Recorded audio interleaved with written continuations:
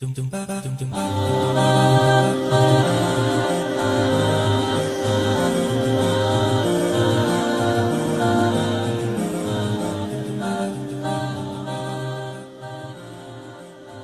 pray that all of us in this audience, we take responsibility for what we do in our family. If I say we have to change ourselves as an ummah, you walk away with no responsibility. Yes, ummah, I don't know where that is. You have to take responsibility for what's happening in your family. For what's happening in your family. Your family is your government. And when there's corruption, there's a corrupt government in your house. That's where you have to change things. If your family doesn't change, don't talk about changing the world. If you personally haven't changed, don't talk about changing the world. You're kidding yourself. You're deluding yourself. How is it that you're saying you love the sunnah of the Messenger ﷺ, but the way you treat your wife has nothing to do with how the Prophet treated Ummahatul Mu'mineen? How is it that you say you love the sunnah of the Messenger ﷺ? You want to study the entire Bukhari and the entire Muslim, and you want to learn all the knowledge in the world, but the way you talk to your kids, you have no rahmah when you deal with your children, the way the Messenger had rahmah when he dealt with kids. What are you learning this for? Why are you learning it? How come it doesn't affect how you deal with your family? How come it doesn't affect how you deal with a fellow Muslim at the masjid? How come it doesn't affect the way you drive your car? There's a guy driving this way, this guy's driving that way, they're looking at each other, they both got beards, so they're clearly Muslim. And they're playing a game of chicken, like who's gonna blink? You know? And you say, could you please give me a second? And you say, yeah, I'll give you a second. What happened to the يُؤْثِرُونَ عَلَىٰ أَنفُسِهِمْ? They give preference to others over themselves. This is easy, guys, this is easy. Allah is not asking us for big things. Small changes in our family life, in our personal life, in our mannerisms with others. I come to the Muslim world, first thing I notice, lack of courtesy. It's the first thing I notice. Lack of courtesy. I'm standing at it didn't happen here, but I wouldn't be surprised. It could happen anywhere. I'm standing in a Muslim country in a hotel, right, I'm about to check in. Somebody else walks in, cuts the line, Habibi, ma'lish.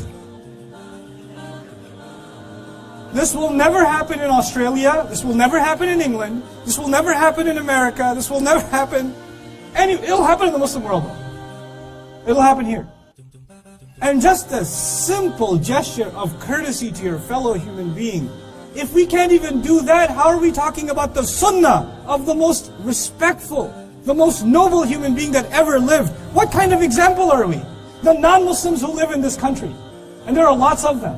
What example do they see of the Muslims? What have they seen from the Muslims? Think about that for yourself. What kind of behavior do they observe? When they see the behavior of the Muslims, does it make them want to be Muslim?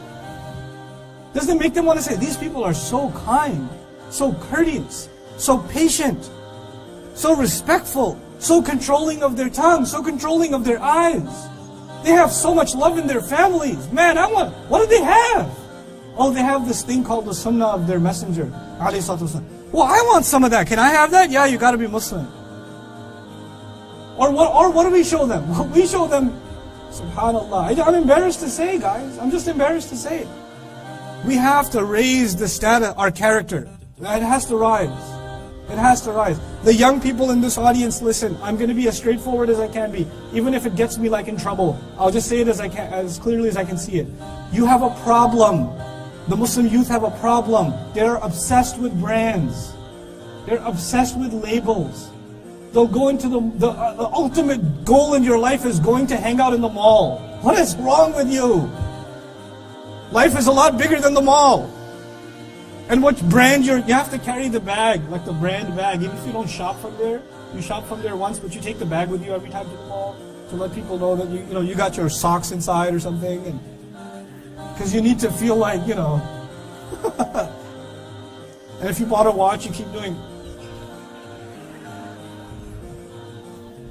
Is this what we've reduced ourselves to? Is this what brings you nobility? Is this what brings you respect? Is this what makes you worth something? Pieces of plastic, cloth, metal, rocks. That's what they are. It's stuff. It's stuff. It'll go. The thing that gives you respect is your Islam, is your messenger. The thing that gives you nobility is the book of Allah. What do you know about that? How much of that are you carrying? I know you're wearing a lot of brands. Let's start wearing this deen a little bit. Let's start wearing that. So people can, that's a brand people want to see. They haven't seen it yet. They have to see that.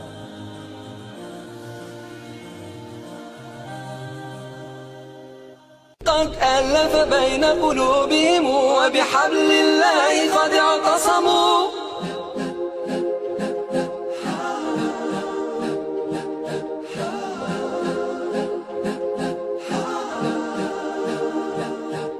قسما بالله